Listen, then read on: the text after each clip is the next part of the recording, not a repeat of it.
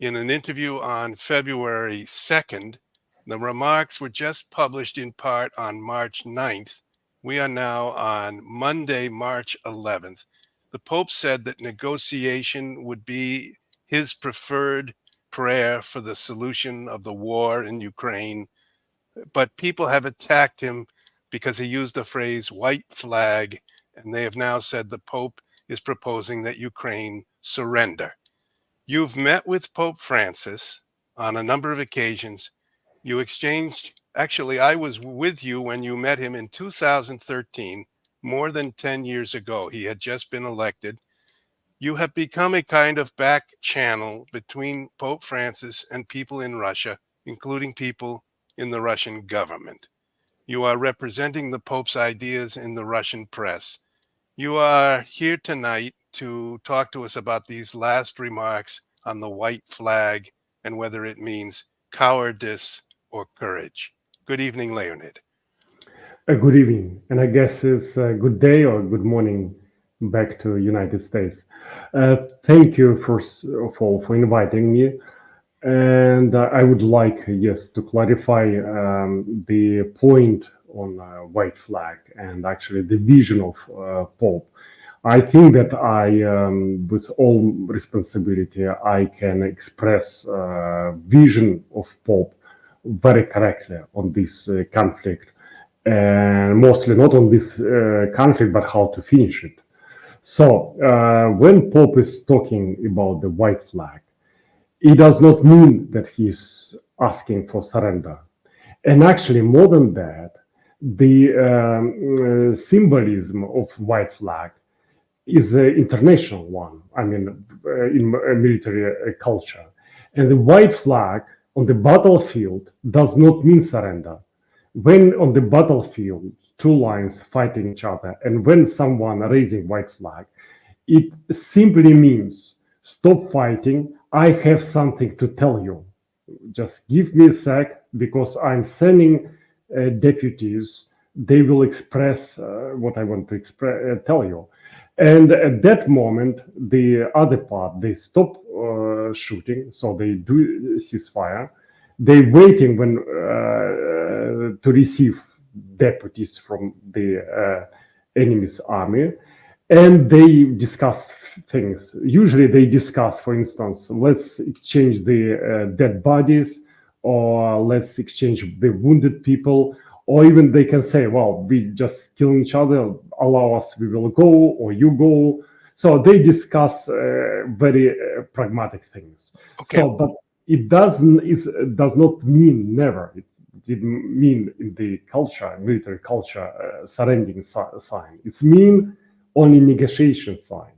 So my point and my equation would be, or people who are pushing now on Pope and attacking Pope is so ignorant that they don't understand this international gesture, or they do it deliberately for some reason, just like to attack Pope, or actually they are people who just actually against of Ukraine in sense like the Pope is not asking for surrendering, but they promoting this idea that Ukraine should surrender.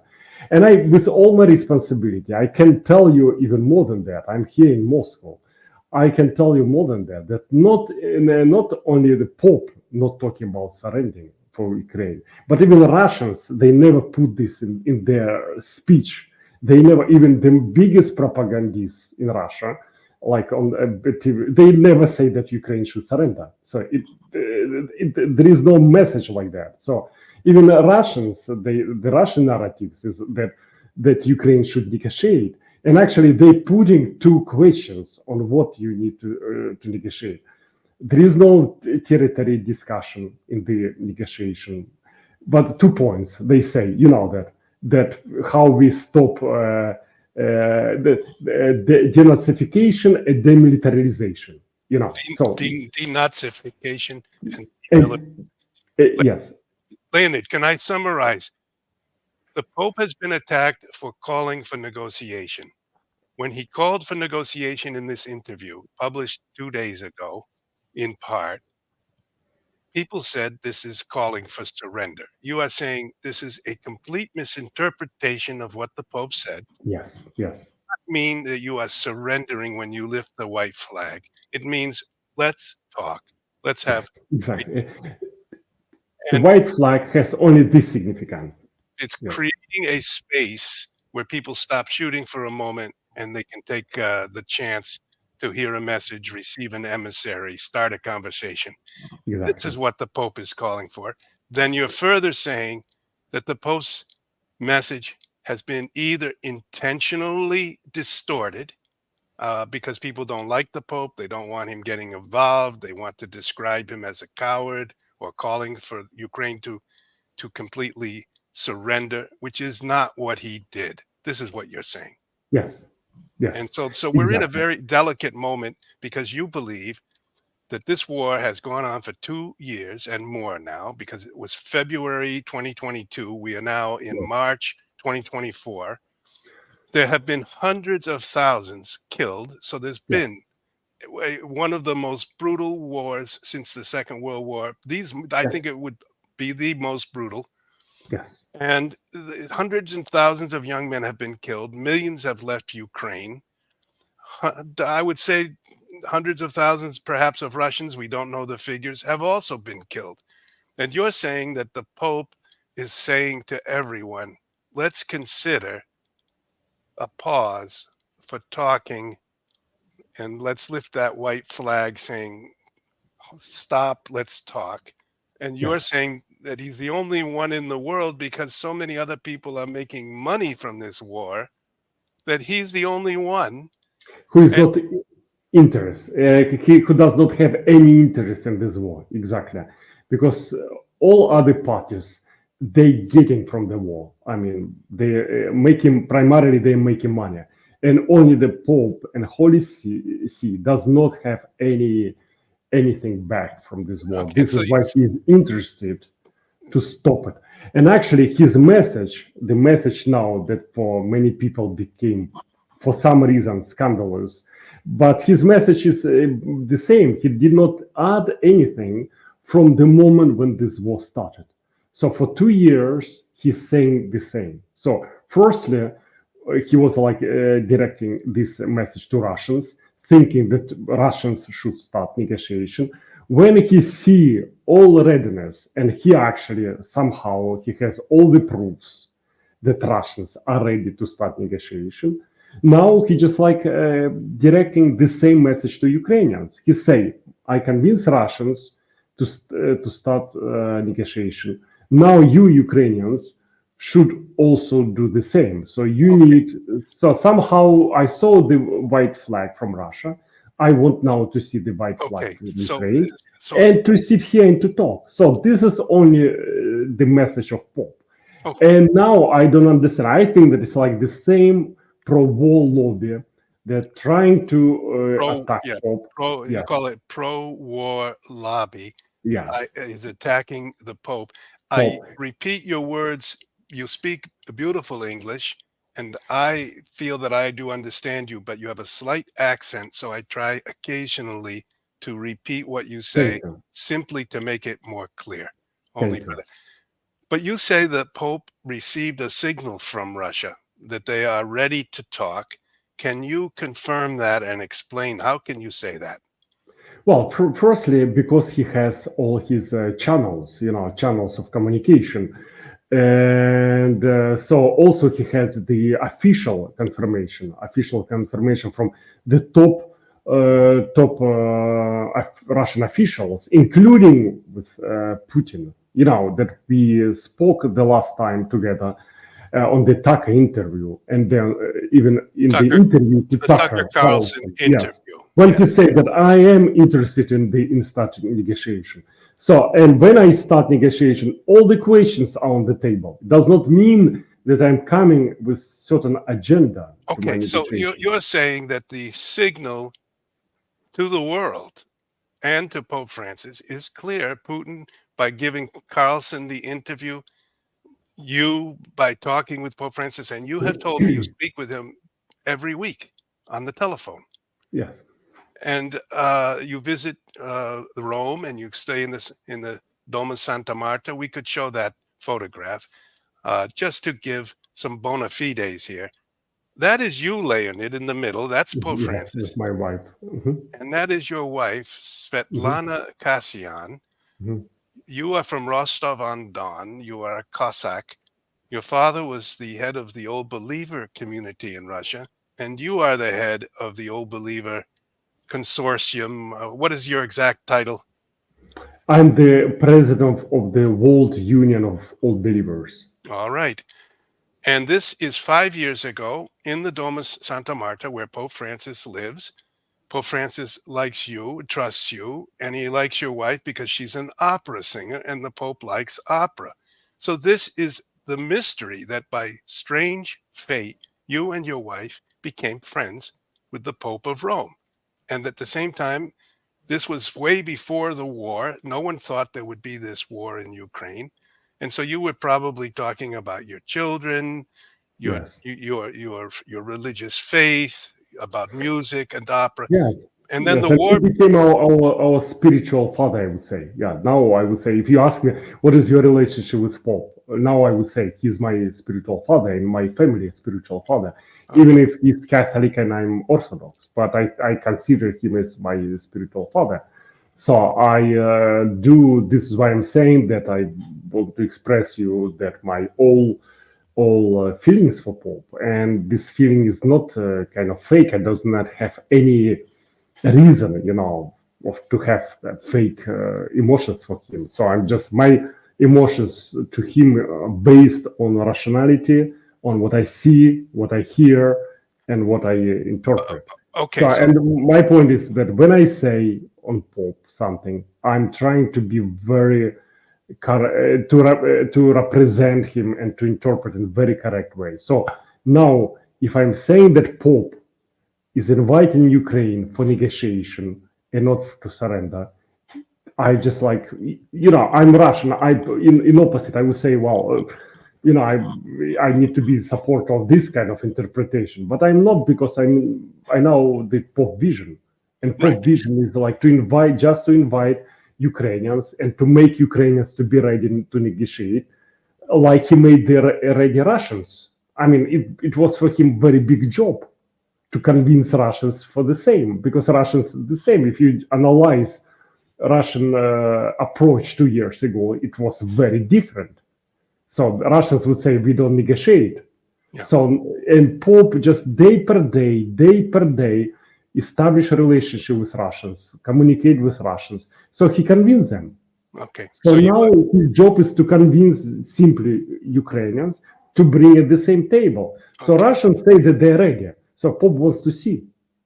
Okay. So you are saying that using the channels of the Vatican diplomacy, using the channel of the Russian ambassador to the Vatican, who is in Rome, in an office on Via della Conciliazione.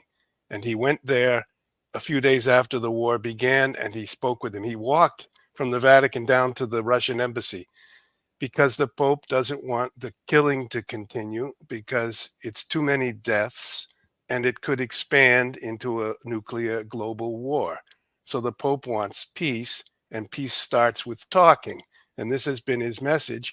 And you say, using all his channels and even using you, and you give interviews inside of Russia occasionally in the Russian press, the Pope has finally had an impact and the Russians are ready to talk. This is your message. Yes, yes, it's 100% correct. Yes. And then the next thing is, a lot of people think that the Russia's goal is to take all of Europe and to conquer all of the West and defeat the United States, launch nuclear bombs.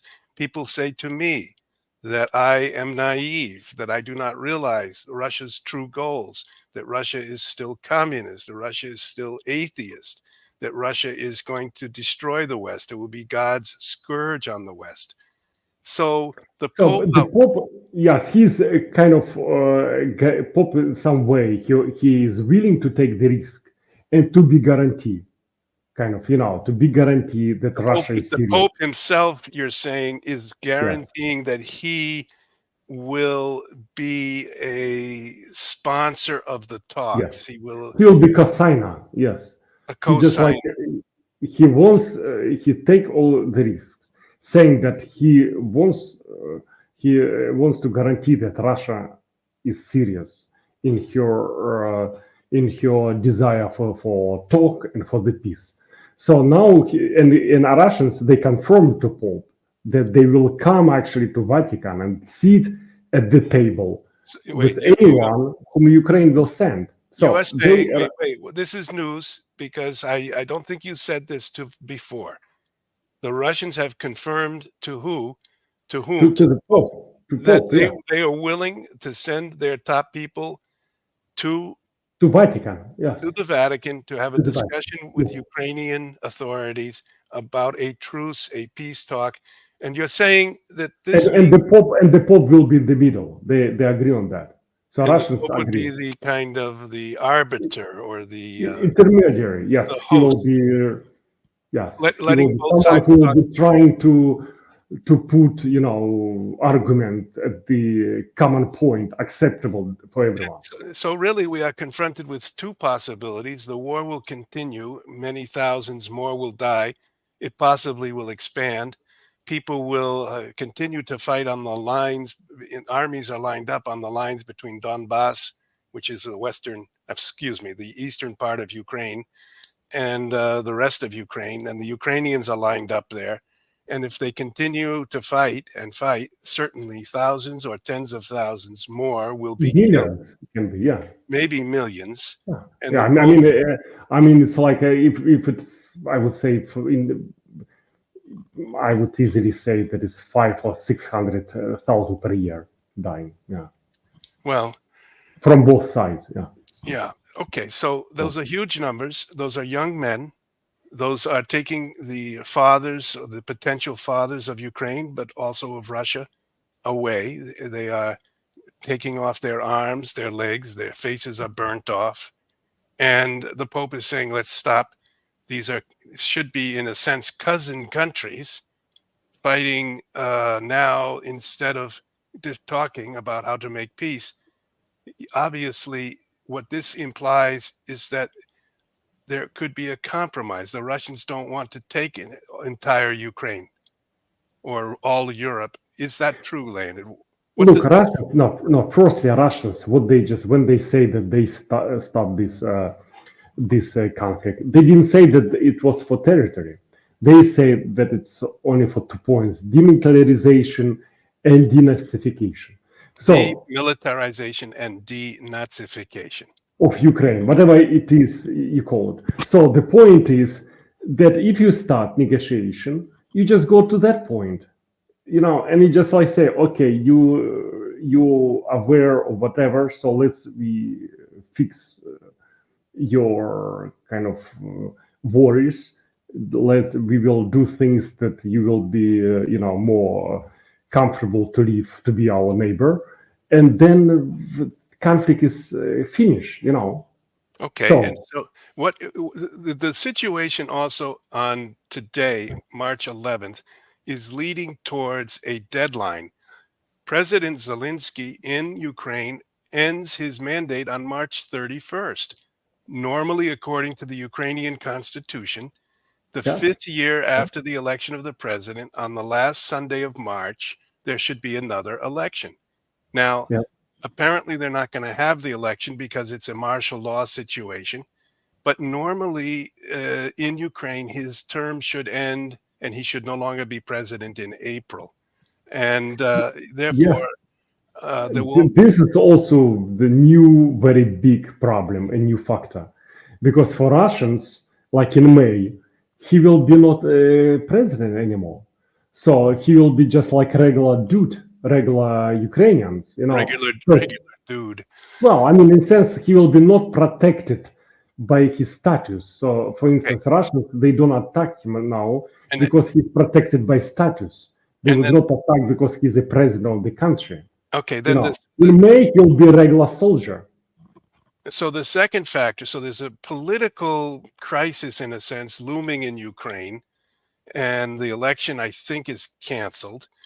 The second factor is this political campaign in the United States right now. There's the Republicans against the Democrats. It's Trump against Biden.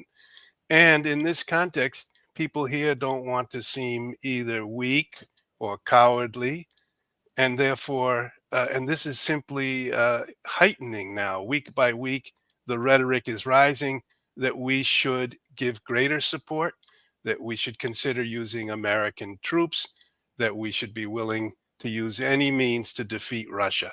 And therefore, the rhetoric is, in fact, instead of slowing down, is ratcheting up. In France, the same thing is happening. President Macron has spoken of creating a special French force, an expeditionary force, to send into Ukraine, French soldiers.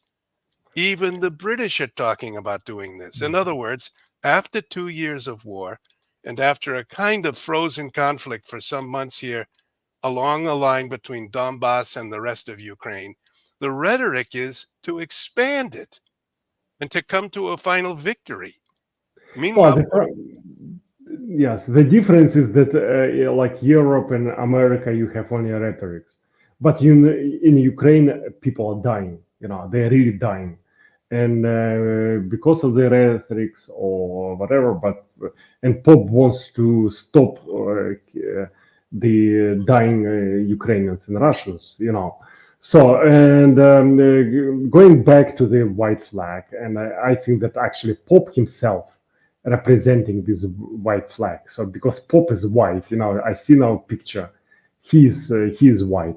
So for me to raise the white flag, it would be to raise the figure of Pope, you know. So and Pope can be that kind of negotiation symbol, okay, white flag. so the Pope in white represents the white flag, which does not represent cowardice, but a call to stop shooting and to talk. That's the Exactly. message so far. Here's a map of the situation militarily in Ukraine today. The very bottom part of the reddish peninsula is Crimea. All the rest of the red between there and the two provinces on the right is still uncertain. That's territory near Mariupol. It's all along the Sea of Azov. And then on the far right of this photograph, there's two provinces, one surrounded by black and one surrounded by red. That's Luhansk and Donetsk. Luhansk on the top, Donetsk on the bottom. That's an industrial area of Ukraine. On the edge of it is the River Don, and Donetsk refers to the River Don. And you were born at the bottom there next to the Sea of Azov in Yes. Rostov on Yes. Don, Rostov on Yes. the Don River. So you are a Rostov Cossack. So Yes. you are familiar with this territory. Very much. Russia more or less, together with Russian-speaking Ukrainians, has more or less won the war in those two areas on the right side, Donetsk and Luhansk. In that other area along the coast, reaching down toward Crimea, they've also had victories. But what is not yet done is on the left side, Odessa and then Transnistria, and as you head towards Romania. Below it all is Crimea.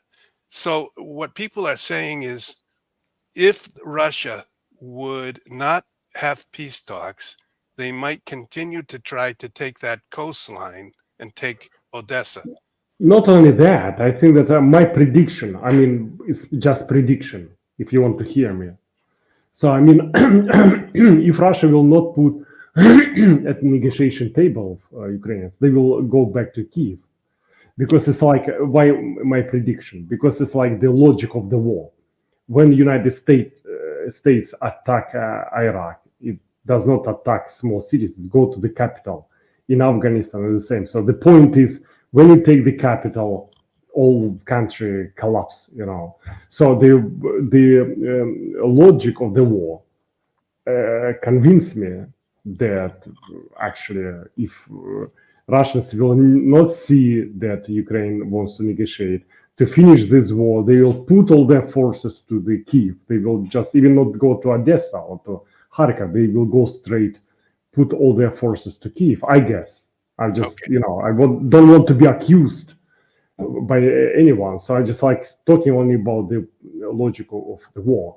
So, and this is why Pope is saying, and in his rhetorics, he's saying that. He said that it can be even worse. So let's negotiate. Let's win Are- everyone by negotiation, not so by on the no one wants surrender. Like Russians, actually, they don't want Ukraine to be surrendered. So no one even here in Moscow. I'm just tell with whole responsibility. I watch television every day, like just because of profession.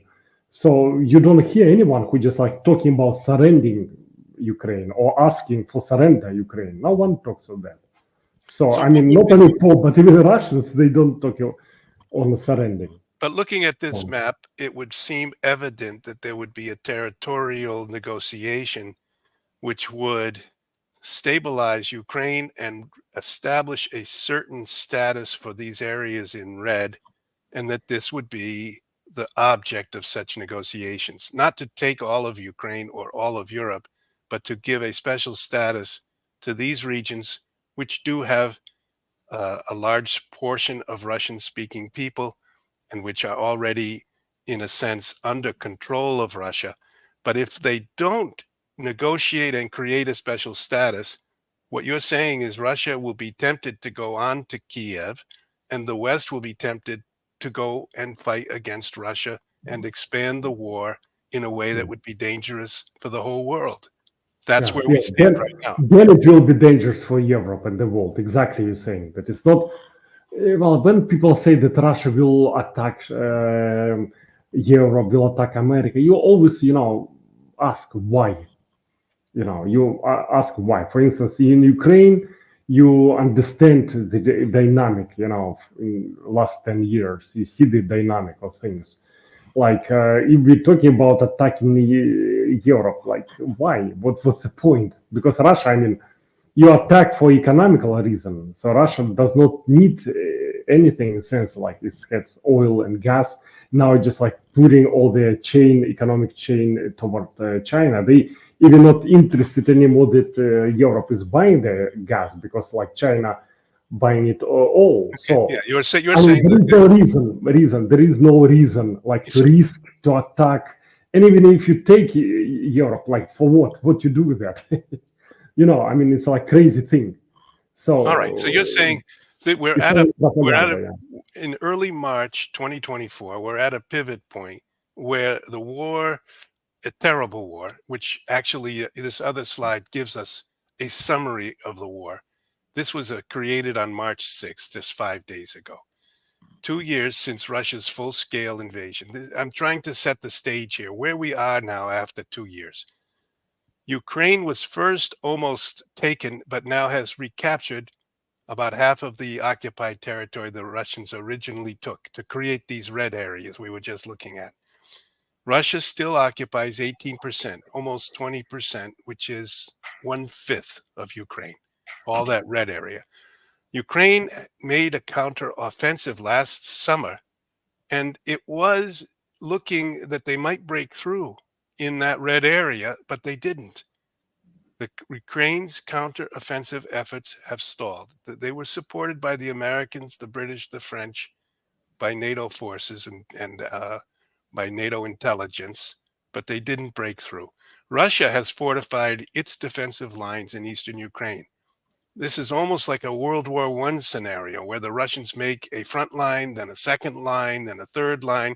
There's trenches, there's barbed wire, there's concrete, there's a river, there's 5, 6, 7 lines.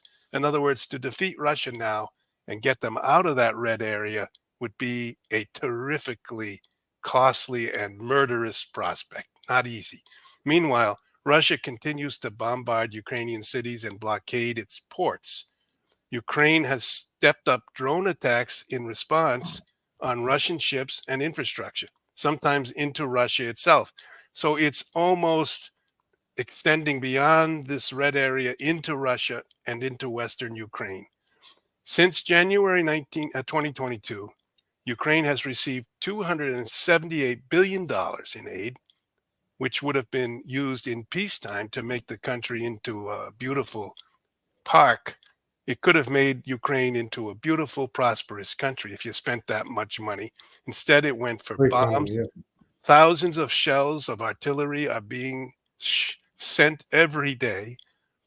including 75 billion from the United States, although it warns of donor fatigue.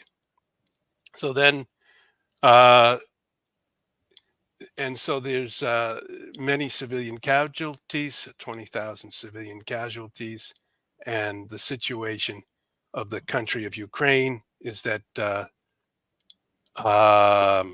millions have fled from Ukraine. In other words, not just the soldiers, but the whole life of the country. And families and children are worried and frightened. They leave their homes. They go to Germany or to Hungary. And this situation has gone on for 2 years. So the red part is the area that's in question, but the rest of the country is also suffering. And then Russia faces the danger that it too could receive bombings and invasion if this war would expand. Then this is the interview that was given to a Swiss television channel, RSI, on February 2nd. This is the Dome of Santa Marta. I've been in this room myself many times, and you have as well, Leonid. This is the pilgrim house where Pope Francis lives. And that's the Swiss journalist talking to him, the two chairs.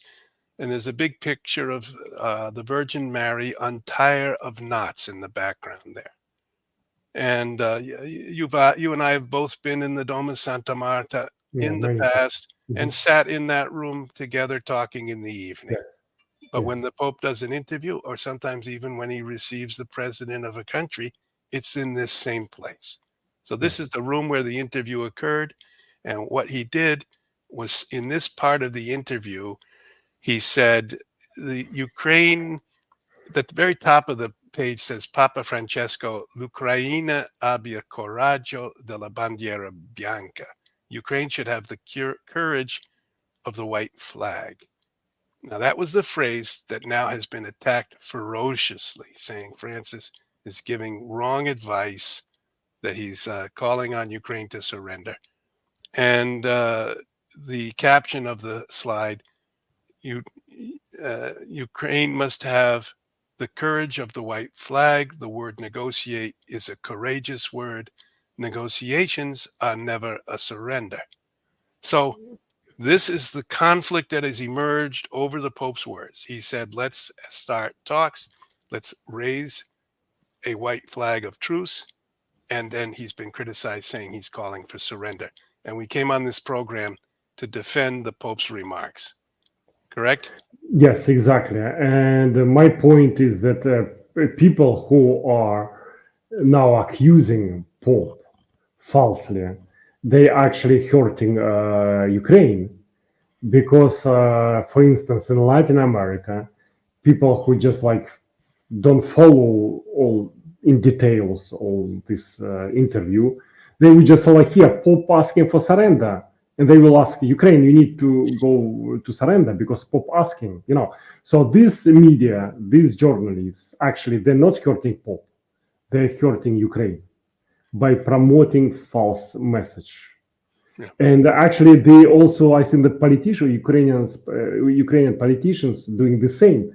They're shooting themselves. I mean, by accusing Pope, saying that he is saying that Ukraine should surrender, they shooting themselves, because like they convince people that Pope wants Ukraine to surrender, and then that people will ask Ukraine to surrender because they think that Pope asked Ukraine to surrender.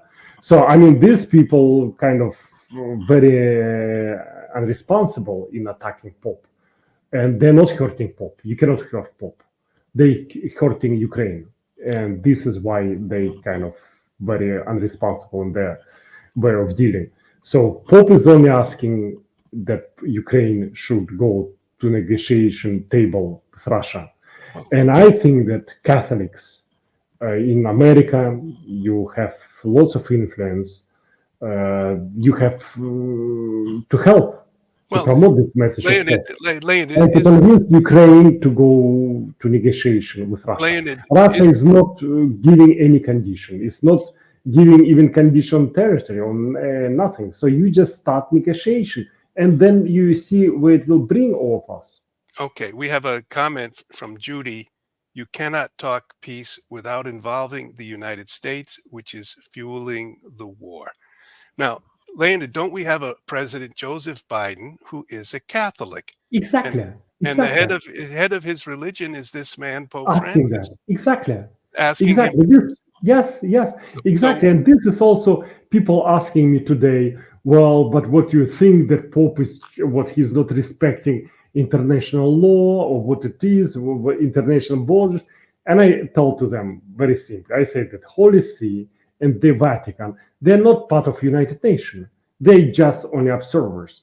So only they, observers, yes. yeah, they're not part of United Nations. So they, Okay, we have, as the base of their dealing is not international law, but the gospel. So, and Pope, okay, when he that's asked a me, critical point. yeah, The he's reasoning not here is promoting. not the reasoning of international diplomacy, but the reasoning of the gospel. Yes, and And he's doing his job. He's Peter, doing his job. Peter comments, thank you, Peter. It takes a lot of courage and bravery to promote peace rather than war. Exactly. Thank you, Peter. Well, in a sense, I think I'm a father and I've seen children fighting and my son's fighting. And if I would treat them as if we are treating the Russians and Ukrainians, I would say, keep fighting until you knock your teeth out, until you blind your eyes, until you break your arms, until one of you kills the other, then the thing will be over. No, a good Yeah. father says, please stop fighting, boys. What is this about? Because if they lose their teeth, if they lose their eyes, if they lose their life, this is the law of the jungle, the law of the strong. It's the law of battle, but the law of logos, the law of Christ, calls for discussion and for settling things, if Mm. possible, and build a Mm. culture of peace. Because So, because yeah, Ukraine has lost millions of people from the country, and they've lost hundreds of thousands of their young men. And anyone may argue, oh, it's a good price to pay, whether they're American diplomats or American or any European military industries, but the price is very high. And the Pope is calling for some possible way to end this, to talk. And you're telling us that the Russians are willing. yeah, Russians, yes, they just gave the guarantee to Pope that they will come to Vatican. They're accepting the Vatican as negotiation place. They're accepting Pope as How can you prove? mediator.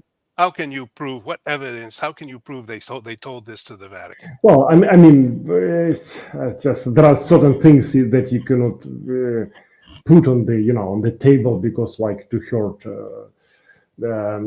So, but I can operate only with official But you are telling us. statement. You are telling us. But I give you insight. I give you insight. Yes, You are I telling us will. the insight. Also, you're telling me that you talk weekly to Pope Francis on the telephone, and I don't disbelieve you. I know that I've seen you talking with Pope Francis, but you're telling that he advised the Russian government and the Russian government returned that he would host such a conversation, Yes, and they and they returned accept.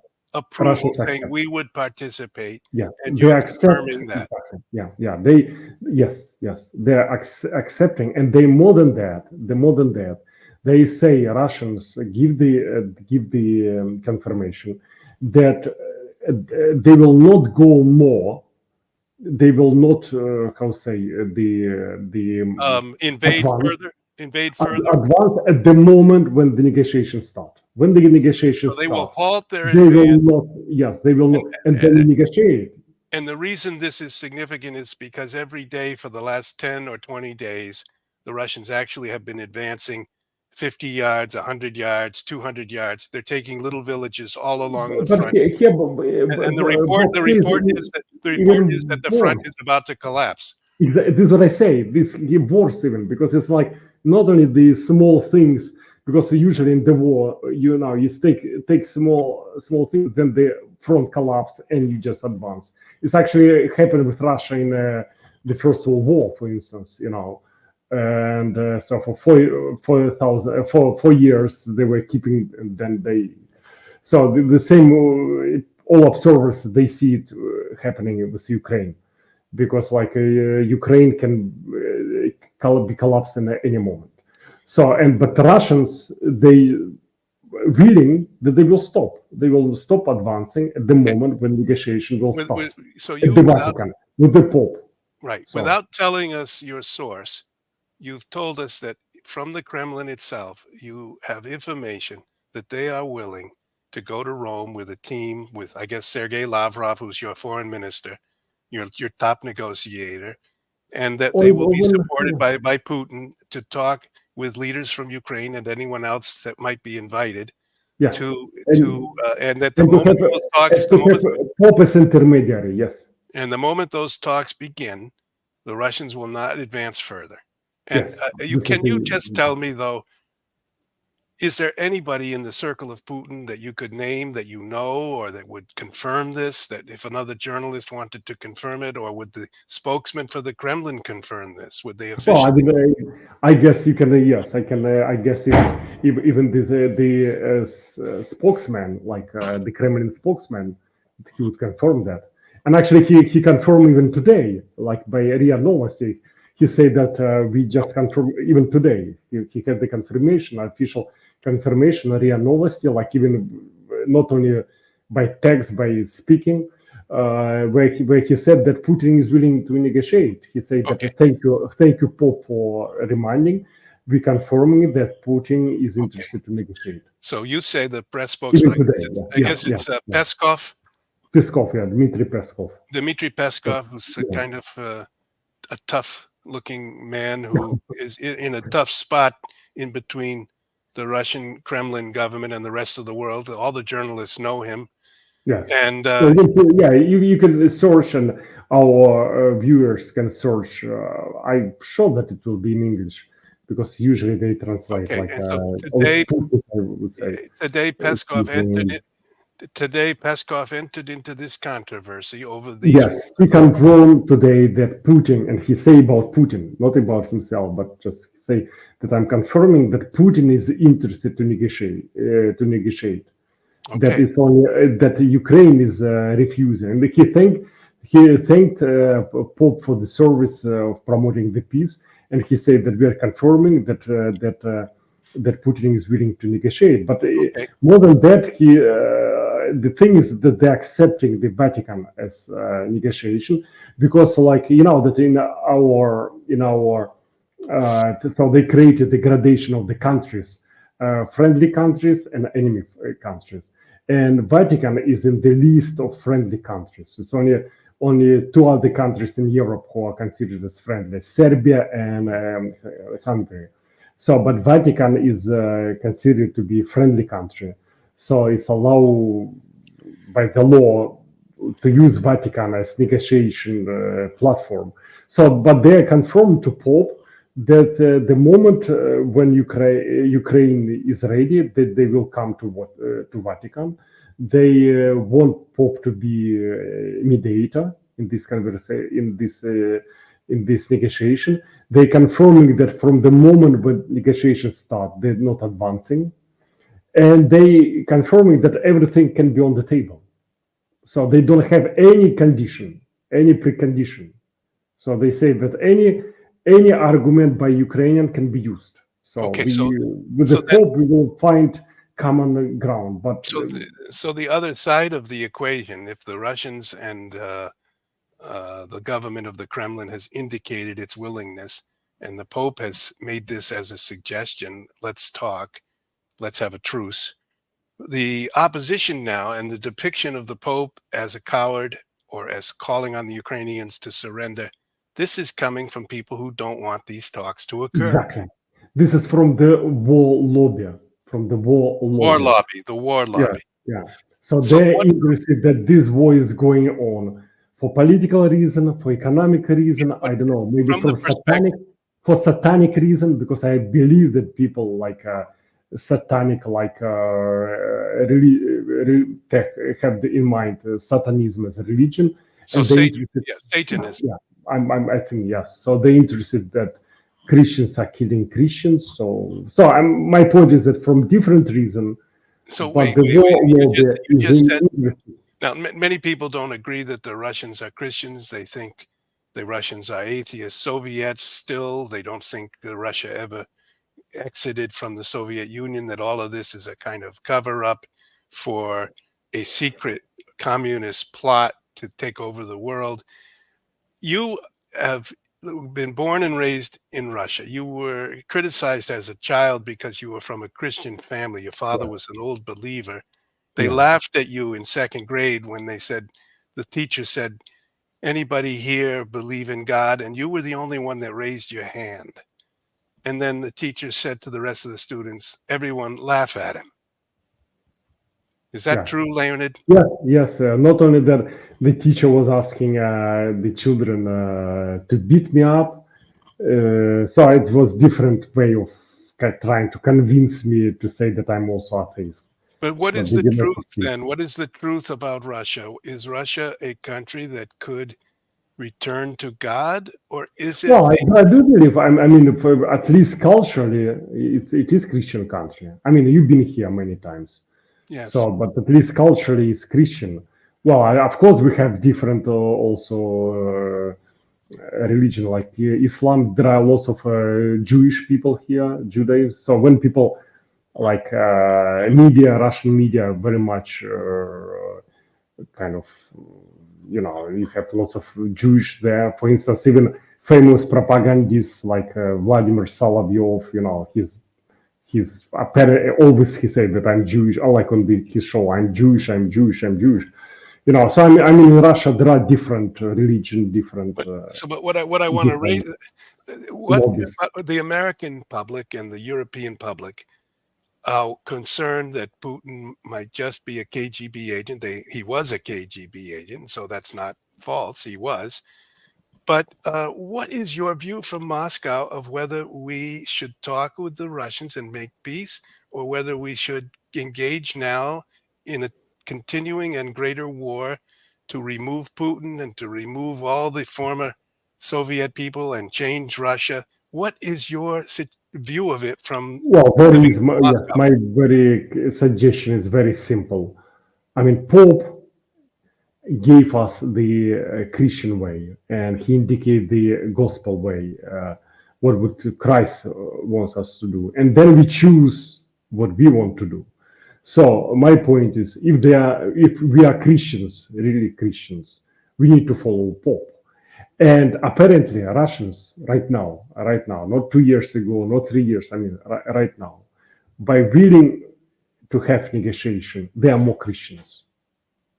So, I mean, because you know that Jesus and God judge us every day, every second, and He even does not ask what you did 2 years ago or what you will do in 2 years. So He just asking you right now who you are. So you could be, the apostle Judah, or you can be, let's Judas. say, yeah, Judas. or you can be apostle Peter, who just like also refusing him, or you can die on the cross on his right hand, how say, Well, criminal, whatever. well, So my point is here. So right now, Russia, by willing to negotiate, is more Christian. I'm okay. not now. I cannot guarantee that it will be in 1 month or in 2 days from now. And I'm talking what it was like 2 years ago. I'm talking about today. This right point. So, and Pope is indicating that he's saying that Well, also to Ukraine. If you want to be Christian, if you want to prove that you're on the right side of the history, that you are good, follow my indication, follow toward negotiation. So it's like very simple to figure out who are Christian or who not. Who follow desire of negotiation are Christian. Who refusing not Christian. Very simple. okay. Gospel is Jesus. You don't need to have PhD in theology to understand that.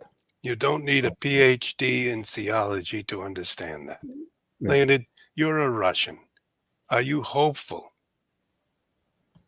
Well, I am because it's like nothing new. We just like very arrogant. We think that we just like something. We are someone, and our time is something. We think that of the end of the history. We think that we are very, very, very Now, wait, Uh, wait. You are saying that the Russians are arrogant, or no, you no, mean I'm saying the world right now. the So world? we, The yes, world, but the if we modern see, world has if we study history, we see that nothing is different. If we Leonid, study the gospel, We just received a small donation of $10. oh, thank you. Just like send it for to some need ones from the war who's suffering from the war. We should send the funds to people who are suffering, Yeah, from the war. refugees from the war. Yeah, Oh, and this send, we have a message from Deborah Tomlinson, who is in Spain with on oh, a my greetings to Deborah and to all the pilgrims. I met you a few times in Moscow when you were coming to Moscow. It was good times. It was 5 years ago, I guess, before Leonid. the. What has our work been? Deborah, myself, some of us at Inside the Vatican magazine, Pope Francis. What are we? Are we useful in our efforts to visit Russia, or what? Oh, Do we have of course, any of course, importance?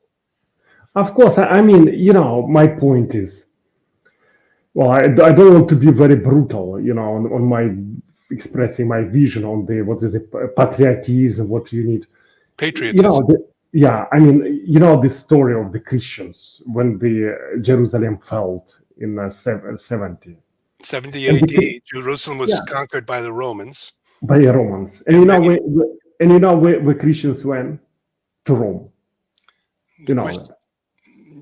the So they Christians. went to the country of their enemy, because they had different logics. They had totally different logic with which they conquered the world.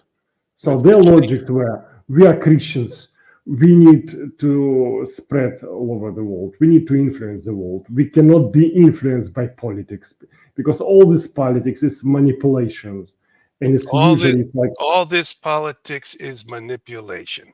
manipulation, just like trying to take our soul. We need Take to save, Trying to take our soul. You're yeah, saying we need it's a to keep battle our soul, to save our soul, Christian soul. It will not fall this manipulation by media, by politics. Just to read the gospel, to listen the Pope, and just like to be yourself. I mean, when people say you are Russian, I'm Christian. First I'm Christian. So, and I'm also doing what I'm doing, not because I'm Russian, because I'm patriot, or because I'm liberal, because I'm Christian. Leonid, And could Christianity teaches us at this moment to start negotiation. would you be part possibly of such a conference, a peace conference? It's very important, of course. We just need to start it. We need to start. We need to do it in Rome. You should come to Moscow. We need to maybe to do it online. And just you remember that even in 70s, 80s, with all I mean, all immorality of Soviets and communism, but you had so many pro-peace movements. You remember that at that time. It Yes. was so powerful pro-peace movement. We don't see it now. We say that our world is more Christian, our world is more moral. We don't have any pro-peace movement. And when someone talk about peace, like Pope, we try to kill him. We try to demonize him. Just one little voice. So, I mean, we criticizing the communists, but now we actually worse. We are morally worse We in some way. criticize the Soviet communists, but we 30 years later have become worse than they Morally, yes. If morally. if it, if we trying to kill people, Pope, because he's just like promoting peace, of course we are morally worse. Even I'm repeating it. Even the communist time, it was many peace movements. Remember what happened in America in 70s. I remember what in Russia. It was like with all repression, it was so big a Russian movement for peace. Like And when when Russians went to Afghanistan, it was very big movement of the Russian dissidents. It was very big movement of Americans when you went to Vietnam. so And you're saying in the last 20 years of no, this, you don't have it.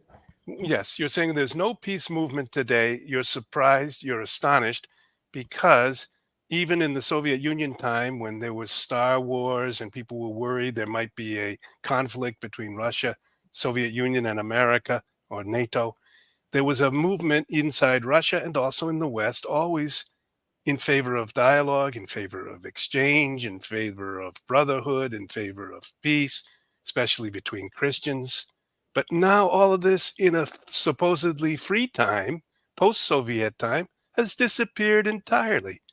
My goodness, Exactly. Philomena Ipin has given Thank us you. another donation. Thank you. Very kind Leonid, of. I think maybe we have the beginning of a peace movement in this Yeah. conversation today. Yes, and we need to support the war victims, like people who lost their Support homes, who run support the victims of the war. of the Yes. war. Yes, and we need to stop brutality of war, and we need to promote the idea of peace. So the gospel is all about the peace. You cannot be Christian and say that I want to stop Russians. You cannot be Christian and say that I want to stop Americans. You cannot be Christian. So I mean, it's different logic. So Christianity has different you're logic. proposing a paradigm which is Christian, following Jesus Christ after 2,000 years, after so many saints like Saint Francis of Assisi and Saint Therese of Lisieux, and so many Russian saints. You have Saint Elizabeth Fedorovna, you Oh, have Saint Seraphim of Sarov, you had so many Russian monks and monasteries, and yet you were decapitated. Your czar was killed, his wife, his children.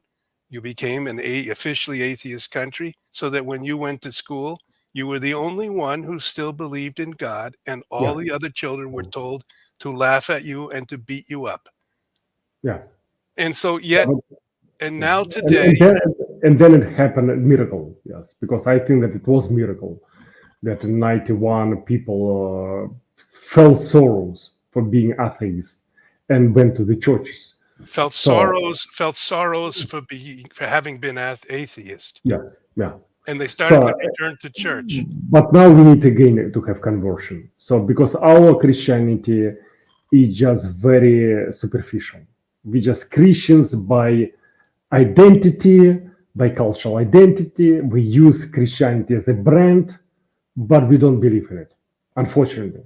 So could Because we? you see the behavior of the church people, of the church leaders, politicians, the members of the churches, and What you is? don't see gospel in it. What are you saying? You don't see the Christ in it. Are you saying they are political? Are they immoral? Are they Well, financially corrupt? no, I mean, it's like the different interpretation of Christianity. So somehow people believe that Christianity has become the state substituted Christianity, statehood substituted. So for people, the statehood became kind of God. The president or prime minister, whatever. Statehood became substitution for the moral teaching, for the Christ teaching. So now people they don't read the gospel, say how should I behave. They just open the TV and watch and wait for indication. Should I hate today Russians or I should love them? The same like Russians. Today we hate Americans or we love them.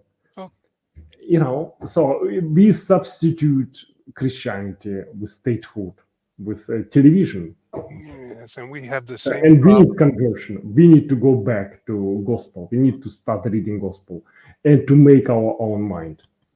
Leonid, I appreciate. We had just a few minutes left. We've been on for 58 minutes. I appreciate our guests. We have more than 100 people watching us right now live, and then this will be posted. And of course, I apologize for the fact that you and I are both still learning how to do this. And we have so much more we could say, but your talk of conversion is of interest to many Catholics because we have this prophecy of Fatima that the Immaculate Heart of Mary will triumph, Russia will be converted, and a period of peace will be granted to the world. You say on our program that you need this conversion. I think everybody listening to you are thinking, wow, this is a Russian speaking in Moscow calling for the conversion of his country. Of course, then you say the West too needs a conversion because we've become post Christian.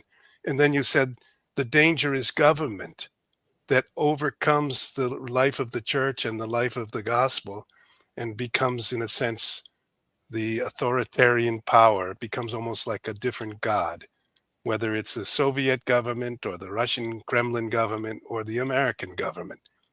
We need somehow another level of civil society which leaves room for faith.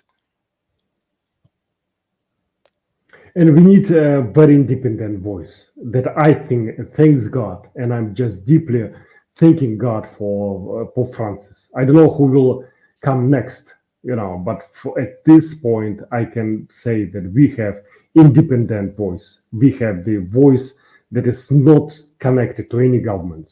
It can criticize Russia, it can criticize West. It's really independent, and I see it. I see that he's Christian, so, and we need this kind of independent voices. So now I see. Before we had something like Nelson Mandela, Alexander Solzhenitsyn. So now I see only Pope, that this independent voice. And when because he also tell me suggestions, so I follow his suggestion. Because for me, it's like this is how Jesus communicates. Because he Well, needs somehow to find some, symbolism of Jesus' communication. For me, it's like Pope Francis. I don't well, know who will be next, I must but say, this one I think that really saint man. I well, can we confirm. okay. You say he's a holy man, a Oh saintly yeah, man. yeah, we can, no doubt. Of course, many and everyone watching knows that there are ambiguities and conflicts inside the Catholic Church now. People feel that Francis has not taught as clearly as he could teach. But in any case, the fact that you as a Russian Orthodox, as a Christian, as someone who grew up in the Soviet Union, have made contact with the Pope and regard him as a Christian and a man who gives you spiritual leadership and advice, and you regard him as independent in a West where many of us are concerned that he's under the influence of Western political powers. All of this is fascinating to me. And I'm wondering how you just reflect a little bit more on our present predicament and what you are working for and what you are praying for. Well, I see I mean, I know Pope for 10 years. So, and for me, he gives some kind of, meaning in my mission. Because, like, when you do things and when you see that it's the wall in front of you, that you cannot influence on anything, you cannot change anything, then you're just getting depressed. And all your desire for mission perish. So Pope gives me this kind of strength. When I see him, how he operates, that he can criticize, including his own institution. I mean, He, I'm talking now on Vatican as institution, not as a he church. criticizes the Vatican itself. His own institution. So he criticizes Jesuit order also. He just like persecute a few Jesuits who just like, for his perception committed crime and so on. So, I mean, this gives me all the strength because I see this man, only one man whom actually I saw. I didn't see the man of this some way purity, intellectual purity, that he's not corrupt. He does not promote his own nephews. He does not promote his own friends. I see how he treats even his secretaries, whatever. So, and I think that this man is really holy.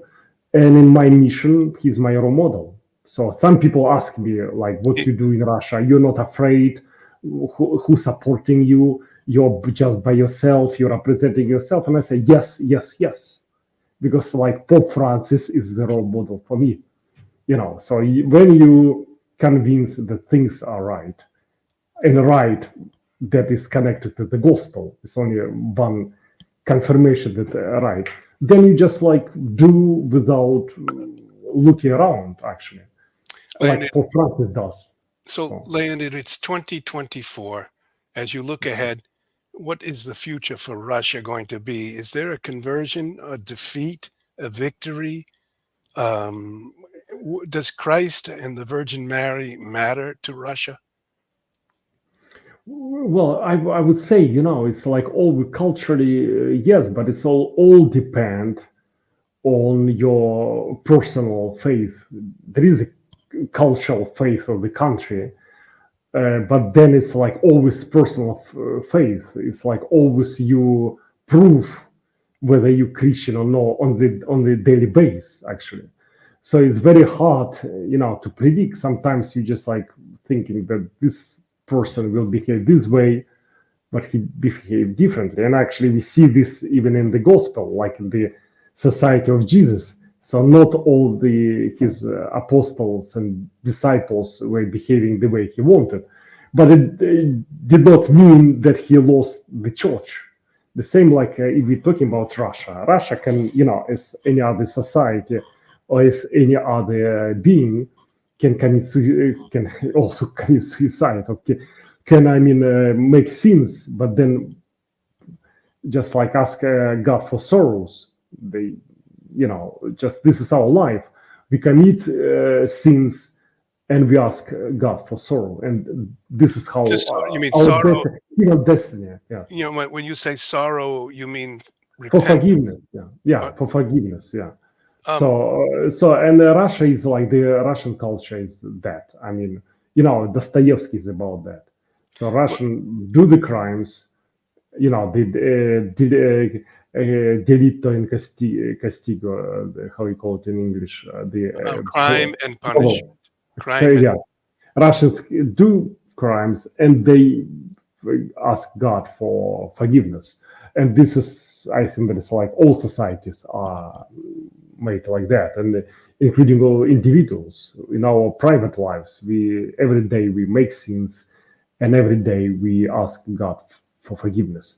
So you cannot define Russia that it's kind of Christian forever. You cannot say that it will be today Christians. It's like every day you need to confirm your Christianity. So now I see some kind of strangely, I'm not influenced politically by Russian politics, and that I'm not Putinist. I'm just observer. So right now I do feel that Russia is interested in this negotiation. So I do feel that Russia see that it should go to some other direction, including making the negotiation with the West. And I think that this is the moment, when also the West should think the same way. It's like 91, in 91, what happened in 91? 1991, the Yeah. Soviet What Union happened? Yes, collapsed. what happened in 1991? Yes. Russia, you probably know better than me because you're a little older than me. Russia really, they just say, well, we were wrong. We need to establish new type of society. Communism is wrong. And they went in some way, in very naive way, they ran into the West. And apparently West was also very surprised that it happened quickly, and West was not ready. So, and West did not integrate Russia for different reason. So, and then Russia went the direction it went, and then now West is asking why it happened. So, but it's also responsibility of the West in some way. It's like in family. So, same I'm telling about this day, historical day, when we discuss about the Pope invitation for negotiation. It's very historical day, and it's all depend which direction we choose. Do we listen to the Pope and we follow his direction? It's also take Russia to listen to the Pope. It's also invitation of Pope to Russia to follow the Pope order. Does the Ukraine and the West and Joe Biden, who is Catholic, follow the indication of the Pope? Or we split, and then in 20 years we maybe will not be survived as humanity. We don't know, Maybe we'll not survive as humanity because of some nuclear or Of chemical course. war. I mean, it's too many nukes we have. Too destructive arms we have. It's like actually it's like crazy because it's like somewhere in some articles I just like read actually the Soviet article that they were proud they have the nukes, and I guess they still have that capable 100 times kill the universe. 100 times. The entire Not planet. killing people. a planet that it will kind of destroy the planet, not only people, but the planet that will split. They can split the planet. The Okay. planet, yeah. So So it's yeah, like very, very powerful nukes. yeah, So and gosh, what's no, that? nothing could be more satanic and could destroy so many people and all of our hopes, all of our And love, whole planet, not only whole people, planet. but whole But so planet. you made a comparison between the 1991 and you said the naive Soviets said, well, we made a mistake. We have to create a new society. Let's ask, in a sense, to be part of the West. They Yeah, tried, but this is really what they wanted. Yeah, in the 1990s, the whole country was sold to about 6 people who were the oligarchs. And I visited Russia and I was surprised at the poverty I saw. yeah. And I thought, this cannot be a great superpower. It's a poor country. And then I watched America, which was so rich, but it somehow made us decadent. I, even myself, I'm not including myself, but the simplicity of my grandparents. My grandmother would just make one egg and one piece of toast and say to me, Bubby, the most important thing is the milk of human kindness. Remember, in other words, love. But we thought power, money, pleasure, and we went to immoral things throughout our society. And now another day has come, and there's a war after 2 years, and it looks either that we possibly could stop it, but most likely it will continue and expand. You and I want it to stop. We want young men not to die. And we think that with the security of Pope Francis, that with the willingness of the Moscow leadership in the Kremlin, if the Ukrainians and maybe some Westerners would agree, there could be talks. But this moment is brief and it may pass. Exactly, The Pope exactly. is Yes, yeah, being criticized. He's being attacked as a kind of coward, yielding to the Russians. And you and I came on this call at this historical moment to say we would like to speak in favor of peace and the possibility of a pause in the fighting and yeah, talking for the sake of the children and for the sake of the yeah. future and for the sake of the planet Mhm. and for the sake of, Exactly. for God's sake as well. And we are Christians, and primarily you Catholics, for whom the Pope is the leader. I mean, he's not only a leader; he's representing Jesus for you. He's kind of his vicar.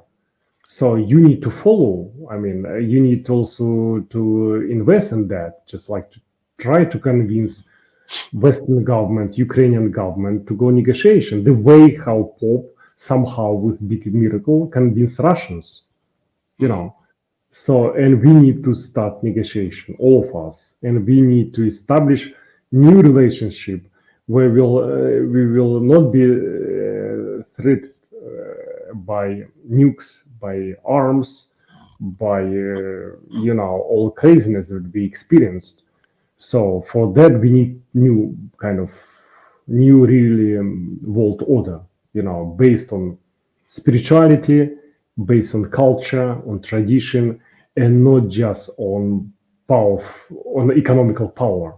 So, Because it's really immoral when you just can destroy the world just only for very I don't know for few numbers at your computer, at your monitor. Just it's very virtual. All this yeah, money, they're virtual. They're not even. a few $1 billion of virtual money is worth destroying millions of lives and Yeah, destroying yeah, the health of the world. Yeah, that's a logical thing to do. Make a few $1 billion of fictitious money and destroy children. Good yeah. job, guys.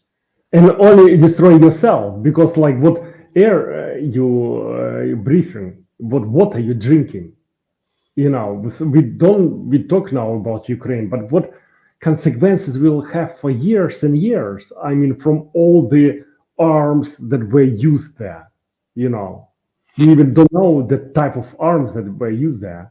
And actually, the consequences will have not only Ukrainians, but whole the world, because like it's like the water have you know, the system that is go around the world, and Well, we have common air the and global and common the global environmental system with the yeah. winds and the clouds and the global The atmospheric food that current. we have, like the now, for instance, Ukrainians are selling lots of how say vegetables, whatever, to Europe, to whatever. But what do you have? What kind of vegetables do you have after all this? No, no, no. I mean, later, Just, just staying in that ground, you know, I know, and and you eat it. So you have consequence also too. of course, the great river of the Don created the great breadbasket of Ukraine, where the black earth of Ukraine, and this just a fact, many people know this. I don't want to belabor it, but that area from Rostov and up to Donetsk that is being fought over where you were born is Yeah, called the breadbasket of the world. The soil there is 30 or 40 foot deep, all black loam earth. It yeah. grows Because beautiful you see crops. that the battlefield now, the tanks, including American tanks, like the Abrams, whatever. Yeah. You see the video that actually sink in the ground. The Abrams tanks, the That battlefield sink. tanks are sinking into this fertile earth Yeah, because they're they so cannot move heavy. there because yeah, Yeah. because it's But there was enough soil that carefully farmed, it could produce enough for the whole world. yeah. So And much, now it's like poisoned by the yeah. bomb. But I So don't know what the consequences we have. We eat that food.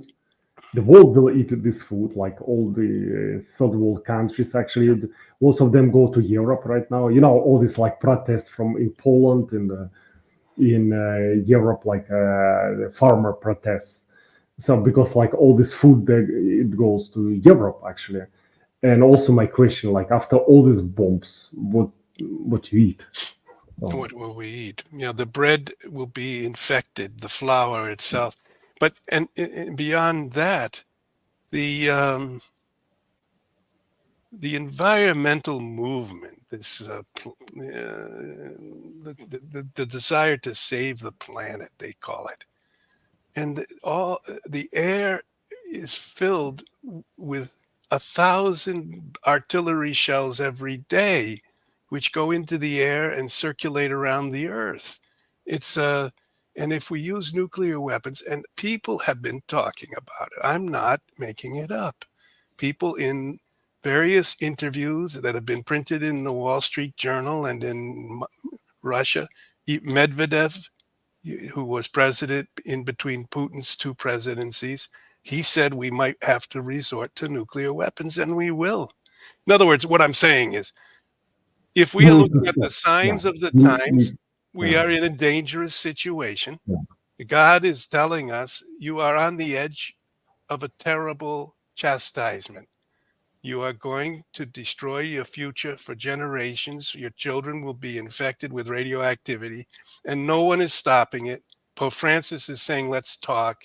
You and I are agreeing we should talk, and no one is listening. And everyone's, let's continue to the very end. And this is why I'm saying that our Christianity is worse than during the communism, because in communism you had all these pro-peace voices. Now you don't have it.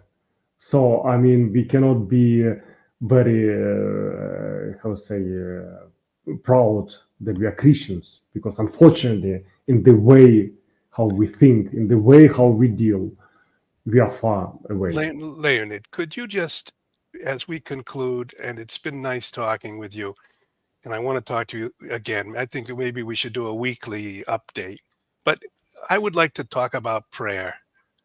Yeah. And prayer reaches out from earth to heaven, or I should say, to the core of our being, to the depth of our being. But could you speak any prayer in the Russian language? Maybe you could say the Our Father in Russian. Could you do Yeah, that? I mean, this is what we need to use more often. It's our Father, because it's when we have this prayer, we say that there is only one God. And if there is only one God, our Father, all of us, we are brothers and sisters.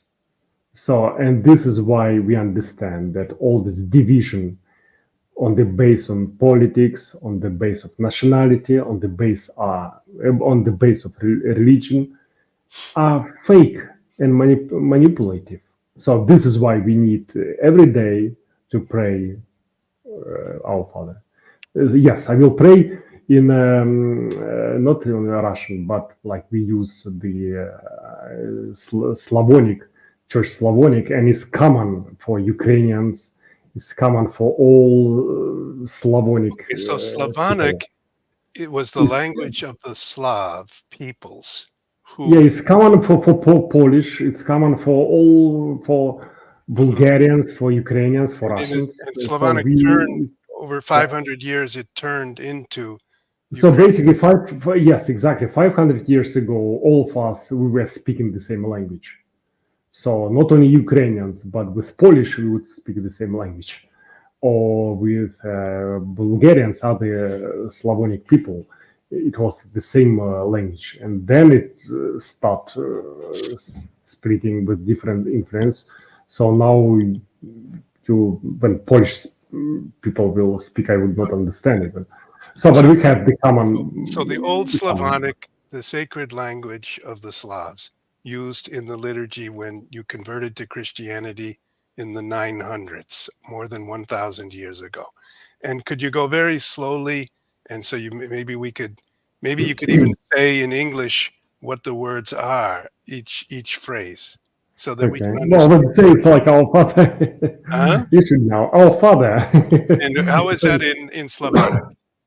Отче наш, Очень наш. иже еси на небесех, да светится имя Твое, да придет царствие Твое, да будет воля Твоя, яко на небеси и на земли. Хлеб наш насущный дашь нам днесь, и остави нам долги наши, яко же и мы оставляем должникам нашим. И не веди нас во искушение, но избави нас от лукавого. Amen. Аминь. We cannot say any more than that. We pray to the Father that we forgive those who have trespassed against us, and that we ask them to forgive us for our trespasses. The Pope is calling for peace talks. He's been criticized for that, called a coward, called a servant of the Kremlin. You think he's a holy man. You think this is an opportunity to respond to his call. You're speaking from Moscow, Russia. We so much appreciate you, Leonid. Thank you for coming on. Thank you. God bless all you. And let's pray for the peace every day. Few minutes. Thank you.